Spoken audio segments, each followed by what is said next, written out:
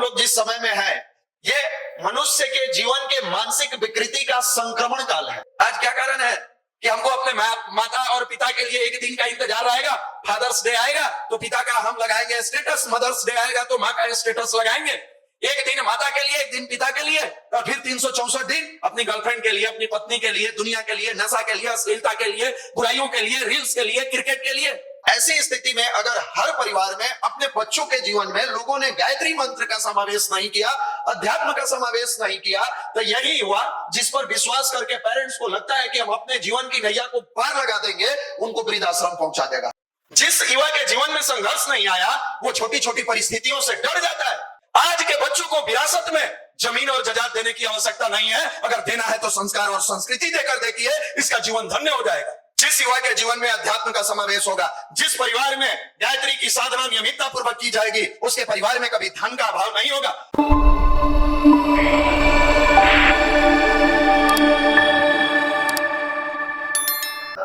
हम जीवन को शानदार कैसे बनाएं? जीवन को शानदार बनाने का ही विज्ञान भारत का अध्यात्म है। हर रविवार को आपको यहाँ बुलाने का उद्देश्य भी यही है। हमारे यहाँ कहा गया है, नारी निंदा न करे, नारी नर की खान, नारी से नर होता है ध्रुव प्रहलाद समान। लेकिन जब तक मनुष्य के जीवन में अध्यात्म नहीं आएगा, आप उस मां की भी पूजा नहीं कर पाते हो जिसके गर्भ से आप जन्म लेते हो। यहीं पर अध्यात्म की आवश्यकता है, चाहे पुरुष हो या स्त्री हो। अगर बाल्यावस्था में उनके जीवन में अध्यात्म का समावेश हो गया, जैसे कैसे 5 साल के कम उम्र के बच्चों को पोलियो का ड्रॉप दिया जाता है ना, पोलियो नहीं मारेगा, शरीर से दिव्यांग नहीं होगा, तो ड्रॉप पिलाया जाता है। वर्तमान स्थिति में हम लोग जिस समय में हैं, ये मनुष्य के जीवन के मानसिक विकृति का संक्रमण काल है। मानसिक विकृति का संक्रमण काल चल रहा है। और ऐसी स्थिति में अगर हर परिवार में अपने बच्चों के जीवन में लोगों ने गायत्री मंत्र का समावेश नहीं किया, अध्यात्म का समावेश नहीं किया, तो यही हुआ जिस पर विश्वास करके पेरेंट्स को लगता है कि हम अपने जीवन की नैया को पार लगा देंगे, उनको वृद्धाश्रम पहुंचा देगा। और पहुंचा रहा है। देख लीजिए कंटिन्यूअस। बिहार में एक भी वृद्धाश्रम नहीं था। आज के 10 साल पहले की हम बात कर रहे हैं, बहुत पहले की नहीं। हम 2016 की बात कर रहे हैं। कोई पेरेंट्स हाउस नहीं था, कोई वृद्धाश्रम नहीं था। आज जाकर देखिए, पटना सिटी से लेके बोरिंग रोड तक कई वृद्धाश्रम खुल गए। कहां के आदमी आते हैं? विदेश से आते हैं? नहीं, हमारे आपके बीच के आते हैं। आज लोगों को, बहुत सारे युवाओं को देखे हैं, महिला दिवस आएगा, मदर्स डे आएगा, पेरेंट्स डे के लिए, मतलब एक दिन। आज महिला दिवस है, आई लव यू मॉम, अब बाकी 364 दिन आई हेट यू मॉम। मतलब एक दिन आई लव यू मॉम, एक दिन का डीपी लगा दी है, तस्वीर लगा दी है। मदर्स डे है, मेरी माँ दुनिया की जन्नत है, एक दिन के लिए जन्नत है। क्या आपके पालन पोषण में उस माँ ने केवल एक दिन आपकी सेवा की? ये विदेशों में हुआ करता था। विदेश के लोग अपने पेरेंट्स को पेरेंट्स हाउस पहुंचा देते थे, और एक दिन जो पेरेंट्स डे होता था, बढ़िया केक मंगाते थे, बढ़िया भोजन मंगाते थे, बढ़िया वस्त्र ले जाते थे, केक साथ में काटते थे, भोजन करा के, वस्त्र पहना के और ताली बजा लेते थे, happy parents day, happy mother, happy father. यह हमारे यहाँ का रीति रिवाज नहीं है। हमारे यहाँ तो जानवर से भी प्रेम किया जाता है। हमारे यहाँ तो हम में तुम में खड़क खम्भ में घटघट व्यापे राम। हमारे यहाँ तो हर जगह परमात्मा का दर्शन किया जाता है।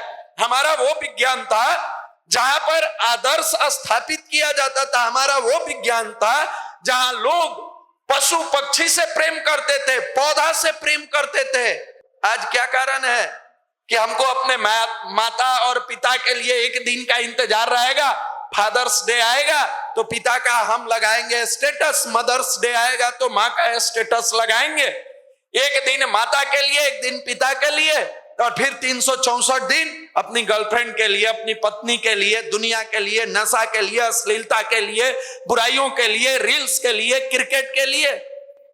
यहीं पर अध्यात्म की आवश्यकता है। और जितना जल्दी इस बात को पेरेंट्स अगर समझ जाएंगे, फायदे में रहेंगे।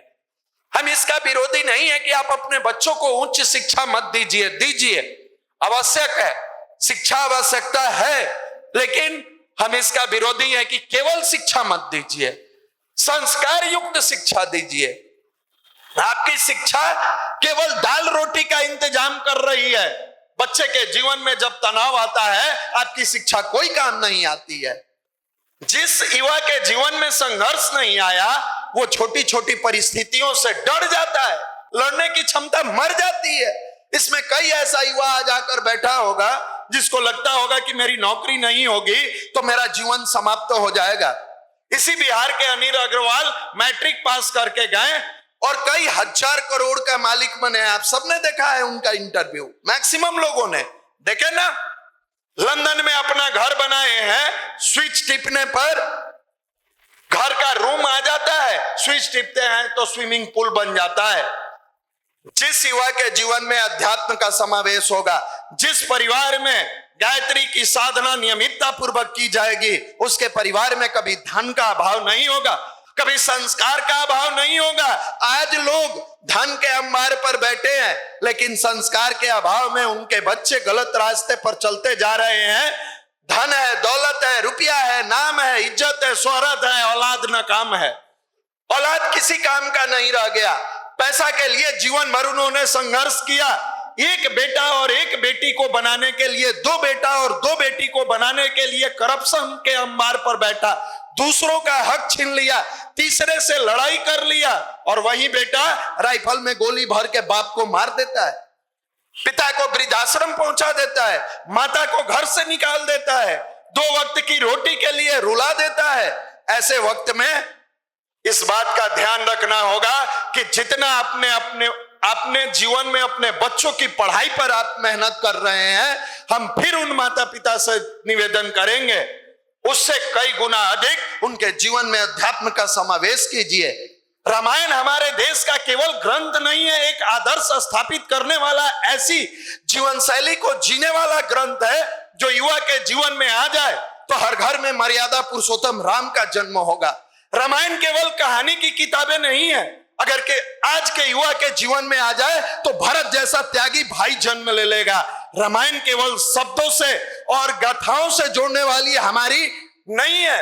रामायण अगर जीवन में आ जाए तो कैसे माता पिता के सेवा करनी चाहिए, कैसे पुरुषार्थ करनी चाहिए, कैसे वंचित वर्गों के लोगों को दिल से लगाना चाहिए, कैसे विकट परिस्थिति में भाई को भाई का साथ देना चाहिए, ये सारी चीजें मिल जाएगी। आज भले ही हम बड़े बड़े ईंट के मकानों द्वारा बनाए गए मैनेजमेंट कॉलेज खड़ा तो कर दिए, लेकिन हमारी अध्यात्म की मैनेजमेंट जब जीवन में आती है, 1000 बार हमने चिल्लाकर कहा है, साधारण गडेरिया के लड़का को शिवाजी बनाती है, नास्तिक नरेंद्र को विवेकानंद बनाती है, पेपर बेचने वाले को कलाम बनाती है, अर्धनग्न फकीर को गांधी बनाती है, दलित के बेटा को भीमराव अंबेडकर बनाती है। आज हम IIM में भेज रहे हैं, IITN बना रहे हैं, मेडिकल में भेज रहे हैं, एम्स में भेज रहे हैं, लेकिन इन जिन महापुरुषों का हमने नाम लिया, ये इंसानियत के साथ अपने जीवन को जिया। आज हम भेज के डॉक्टर तो बना रहे हैं, लेकिन आदर्श बेटा बनकर नहीं आ रहा है, आदर्श नागरिक नहीं बन रहा है। वो डॉक्टर जिसको धरती पर भगवान का दर्जा दिया गया है, पैसे के अभाव में मरीज रो के तड़प के उसके दरवाजे पर मर जाता है, उसकी अंतरात्मा से वो चीख और पुकार नहीं सुनाई देती है। यहीं पर अध्यात्म का सहारा है, यहीं पर गायत्री महामंत्र मनुष्य के जीवन में इमोशंस लाती है, भाव लाती है। और जब ये भाव आता है ना, तो आप अपने माता पिता के कौन कहे, जब जीवन के गाड़ी को लेकर आप आगे बढ़ेंगे और किसी दूसरे के माता पिता कहीं कष्ट में नजर आएंगे, आपकी अंतरात्मा में वो दर्द, वो पीड़ा आपको चैन से जीने नहीं देगी, नहीं जीने देगी।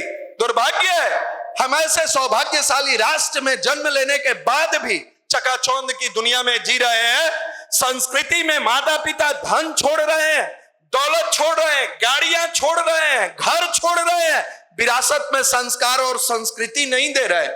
आज के बच्चों को विरासत में जमीन और जायदाद देने की आवश्यकता नहीं है, अगर देना है तो संस्कार और संस्कृति देकर देखिए, इसका जीवन धन्य हो जाएगा। नहीं समझ रहे हैं पेरेंट्स। 10 घर बना देंगे, क्या करिएगा बना के? नशेड़ी बन जाएगा, बेच देगा। गंजेड़ी बन जाएगा, बेच के फूंक के गांजा पी जाएगा। क्या बना के दीजिएगा? करोड़ों बैलेंस कर देंगे, लुटा देगा ले जाके नाच में। मत दीजिए। अगर देना है तो उसके अंदर विवेकानंद वाले संस्कार दीजिए। अगर शिक्षा ही देना है तो एपीजे अब्दुल कलाम वाला दीजिए, जहां देश राष्ट्र के लिए समर्पित होकर। केवल एपीजे अब्दुल कलाम जी एक साइंटिस्ट नहीं थे, एक साइंटिस्ट नहीं थे, महान तपस्वी थे, साधक थे। जीवनचर्या उन्होंने जी कर दिखाया। लोग कहते हैं कि अध्यात्म को कैसे जिया जाता है, सीखना है तो कभी अग्नि की उड़ान किताब पढ़ के देखना। महान विद्वान वैज्ञानिक एपीजे अब्दुल कलाम जी की जीवनी पर है। एक बार जीवन में असफलता आती है, बहन का पैसा लेकर, जेवर बेचकर पैसा लेकर गए थे, बहन का जेवर बेच दिए थे। हम सफल होकर आएंगे, तुम्हारा जेवर जो गिरवी रखे हैं उसको उठाकर ले आएंगे और तुम्हारे पैसा को लौटा देंगे। समय का चक्र बड़ा मजबूत होता है। दुर्भाग्य से असफलता हाथ लगी, जीवन में सफल नहीं हो सके, असफल हो गए। असफल हो गए, वहीं देहरादून में मन में निगेटिव भाव आ गया। भाव आया, नदी के किनारे टहल रहे थे, एक संत का शुभागमन होता है। देखते हैं एक बच्चा बड़ा परेशान है, कंधा पर हाथ रखते हैं, बोलते हैं बेटा क्यों परेशान हो? अपने दिल की व्यथा निकालते हैं, आंखों से आंसू छलक आता है। कहते हैं मैं बहन का जेवर बेचकर आया था, सफल हो जाऊंगा। मेरे सपने थे कि मैं विंग कमांडर की नौकरी करूंगा, जहाज उड़ाऊंगा, लेकिन असफलता हाथ लगी है। मैं कौन सा मुंह दिखाऊंगा घर जाकर, मुझे जीने का मन नहीं करता है। संत कंधा पर हाथ रखते हैं, कहते हैं बेटे छोटी छोटी बातों से उदास नहीं हुआ करते हैं। यह दुनिया बहुत लंबी चौड़ी है और तुम वर्तमान देखते हो, भविष्य समय के गर्भ में छुपा होता है। तुम्हारे अंदर जो प्रतिभा भगवान ने देकर भेजा है, यह उदासी के लिए और मायूसी के लिए नहीं है। यह जीवन लीला समाप्त करने के लिए नहीं है, दूसरे की जीवन बनाने के लिए है। बोले मुझे मार्गदर्शन दीजिए, मुझे क्या करना है? बोले कुछ नहीं करना है, जितनी मेहनत करते थे उससे मेहनत बढ़ा दो। समय को जब मंजूर होगा, नियत समय पर उससे अधिक और उससे बड़ी चीज तेरी झोली में डाल देगा।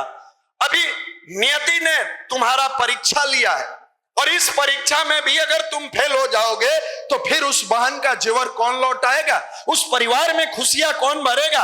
आज तू शरीर छोड़ के चला जाएगा, उस मां के ऊपर क्या गुजरेगा? उस पिता के जीवन में कितना बड़ा भूचाल आ जाएगा। हारो थको नहीं, विवेकानंद की वो लाइन याद करो, उठो जगो, और जब तक अपने गोल को अचीव नहीं कर लो तब तक आके बढ़ते जाओ। आशीर्वाद लेकर लौटते हैं और विंग कमांडर की नौकरी में असफल होने वाला नौजवान missile man APJ Abdul Kalam बन जाते हैं, राष्ट्रपति पद तक को सुशोभित होते हैं। और आपको पता होना चाहिए, राष्ट्रपति जल थल वायु तीनों सेना का हेड होता है। ये पावर कहां से आया? जब एपीजे अब्दुल कलाम जी से पूछा गया तो उन्होंने कहा मैं नियमितता पूर्वक ध्यान करता हूं। उसके बाद से जो ऋषि संत की मुलाकात हुई, उसके बाद से मैंने मेडिटेशन कभी छोड़ा नहीं, कभी ध्यान करना नहीं छोड़ा। जब तनाव हुआ करता था तो उन्होंने कहा मैं बीना बजाने का काम करता था, मैं बीना बजाता था। अपनी जीवनचर्या को सही दिशा में लाइए, आप कभी भी हताश नहीं होइएगा, कभी भी निराश नहीं होइएगा। अध्यात्म का बीज जब मनुष्य के जीवन में आता है, जब आता है और धीरे धीरे वो पौधा का स्वरूप लेता है, सब कुछ देता चला जाता है। आज का युवा समझदार है, लेकिन उसके जीवन की समझदारी क्षण मात्र में कभी ग्राफ की तरह ऊपर जाता है, कभी नीचे जाता है। उस समझदारी को सन्मार्ग में दिशा देने का काम गायत्री मंत्र करता है। यह गायत्री मंत्र आपके लिए एक मंत्र नहीं है, कोई देवी देवता का मंत्र नहीं है, यह आपका एक ऐसा दोस्त है जो आपके ऑरा को बढ़ा देता है। लोग कहता है ना, फलाने व्यक्ति के पास बैठे उसका ऐसा ऑरा था कि आकर्षित कर लिया। ये गायत्री मंत्र मनुष्य के जीवन का ऑरा बढ़ाता है। और जब आपका ऑरा बढ़ेगा ना, लाख चाहिएगा कि हम गलत लोगों के साथ बैठे, आपकी अंतरात्मा धिक्कारेगी, आप बैठ नहीं पाइएगा, नहीं बैठिएगा। और जिस दिन बुरे लोगों से नफरत का बीज आपके मन में पनपने लगे और अच्छे लोगों से दोस्ती करने का मन बनने लगे, समझना आपके जीवन में अध्यात्म का बीज अब धीरे धीरे पौधा का रूप लेने लगा है। और जब जब आपको बुरे रास्ते पर खींचते जाए, समझना आपने गायत्री मंत्र केवल पढ़ा है, मंत्र के साथ भाव आपका नहीं जुड़ा है। और यह भाव जब जुड़ा ना, स्वामी विवेकानंद शिकागो में खड़ा होकर मात्र इतना ही कहे थे, माय डियर सिस्टर्स एंड ब्रेथरेन, लोगों को लगा मेरा कोई अपना मुझे पुकारा है, और तालियों की गड़गड़ाहट से वो हॉल गूंजता चला गया। यहीं पर अध्यात्म की आवश्यकता है। और ये अगर छात्र जीवन में आता है ना, हमारे गुरुदेव लिखे, साधना में प्राण आ जाए तो कमाल हो जाए। इस जीवन में आएगा ना, कमाल करके चला जाएगा। आपसे भाव भरा निवेदन करेंगे, 30 मिनट की साधना से कम आप किसी भी दिन गायत्री मंत्र की साधना न करें। मिनिमम 30 मिनट, आपके जीवन में चमत्कारिक परिवर्तन होगा।